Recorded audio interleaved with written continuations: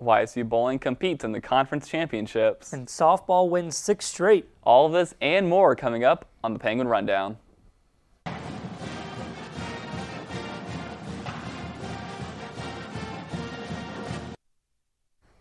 And welcome back to the Penguin Rundown. I'm your host for this week, Caleb Ellison. Alongside me is Dylan Lux. And Dylan, we have some light side and dark side energy going on.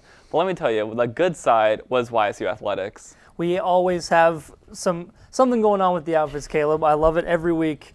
But absolutely with YSU Athletics, I mean, softball's hitting a hot streak, and bowling is hoping to go to NCAA championships, so it's going to be an interesting week for YSU Athletics. Well, we're going to start off with the other sport on the diamond, as YSU baseball was home this past weekend for a 3-game series against the Oakland Golden Grizzlies.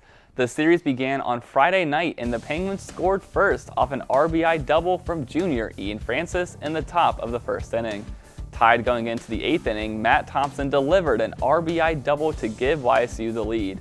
Freshman Chris Domke delivered a 4-out save to secure the win for YSU. With no games on Saturday, YSU had a doubleheader on Sunday. In Game 1, the Penguins scored first again, but Oakland would go on to score 14 unanswered runs and take the win 14-1. Youngstown State faced a similar fate in Game 3, where the Golden Grizzlies won 13-3 by scoring early and often. The next Horizon League series for the Gwins is at home Thursday to Saturday against the Northern Kentucky Norse. The games can be listened to live on ysnlive.com. After a 3-0 start in conference play, sweeping Detroit Mercy at home, the Youngstown State softball team looked for 6 straight victories as they traveled to Fort Wayne, Indiana. Last week, senior Sophie Howell was the Under Armour Horizon League Pitcher of the Week, while senior Haley Niedercourt won Under Armour Horizon League Player of the Week. Penguins began the first game of the March 22nd doubleheader with a 2-0 victory, with senior Alyssa Imler and sophomore Kennedy Dean each scoring a run. Game 2 of the doubleheader saw a similar result for the Penguins, with 15 more total runs scored. YSU was victorious 12-5 with 1 game remaining for the sweep. 5 Penguins had at least 1 run in the game, as freshman Lydia Wilkerson led the game with 4. The final game of the series saw a close battle all the way through the 7th inning, but the Penguins completed the sweep with a 3-2 victory. 3 Penguins scored at least 1 run in the contest. Today, the Penguins take on St. Bonaventure University in a doubleheader in St. Bonaventure, New York. First pitch is set for 2 p.m., and to view live stats from the game, visit gobonnies.com. And for the first time in YSU Athletics history, bowling competed in the Conference USA Championships. For more on the weekend, we're going to send it to John Ostapowicz.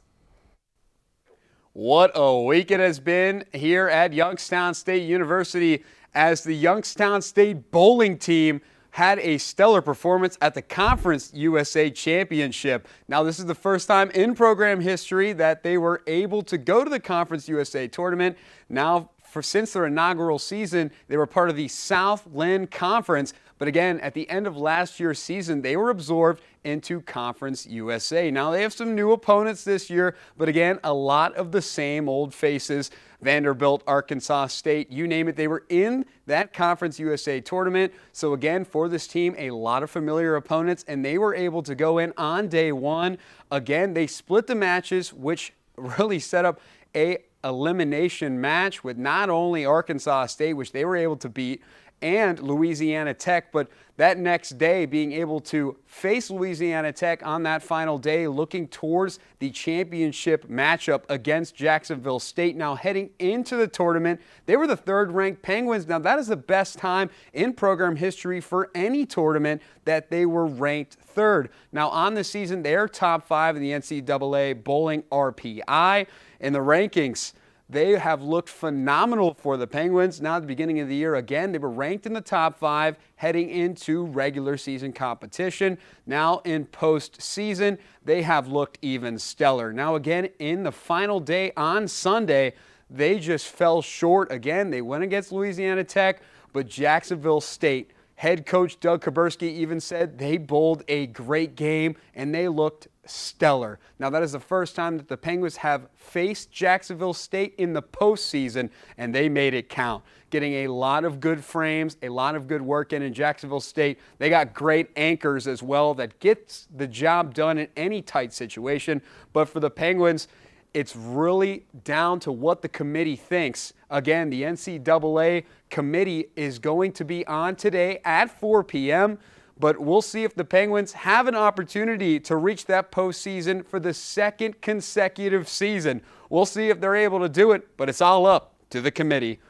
Caleb Ellison, Dylan Lux, back to them. The track and field team began their outdoor season last Thursday by taking part in the WVU Stan Romanowski Open. Junior Emily Wolf won the hammer throw with a distance of 43.01 meters. Junior Krista Perry threw for 40.88 meters, while sophomore Grace Sparks reached the 41.16 meter mark in the event. Sophomore Valeria Young finished 8th in the javelin with a throw of 34.18 meters. And sophomore India Bailey had the best throw with 32.33 meters, and Vanessa Greaves, a junior, would also throw for 32.19 meters, and Dominic Perry threw the discus at 33.21 meters. Sophomore Connor Shingleton finished 4th in the men's 1,500 meter steeplechase, clocking in a time of 4 minutes 30.33 seconds. Junior Bo Gorby finished in the 5,000 meter race with a time of 15 minutes and 35 seconds, while sophomore Thomas Hyundai won second place with a time of 16 minutes and 2.24 seconds. The Penguins will return to action on the track on Friday, participating at the Raleigh Relays hosted by NC State. The YSU women's lacrosse team played Detroit Mercy last Sunday and lost 13-8 in a Mid-American Conference matchup. Allie Garrett scored 2 goals in a row to lead the YSU offense, and Paige Borkowski made 13 saves, her 4th game in a row with 10 or more saves.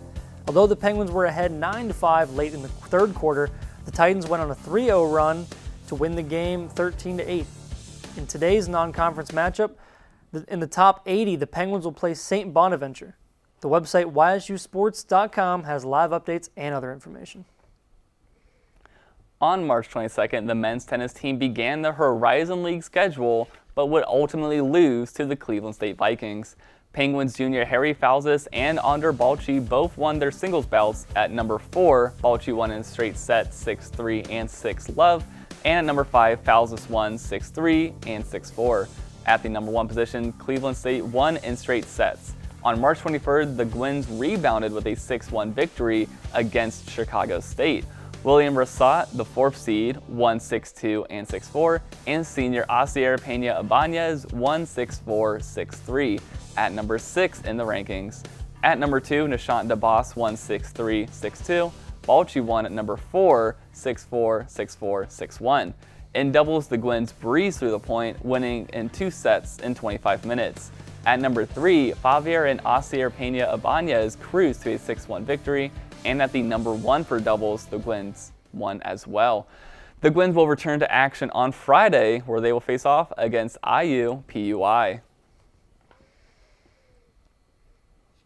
And that is all the time here we have at the Penguin Rundown. I know the weather kind of interfered with some of the sports happening this week, but what can you do about it? To stay up to date on when those games will be rescheduled, you can go to ysusports.com, and we will have all the information on our social media, everything Rundown related, on X and Instagram at Penguin Rundown 1.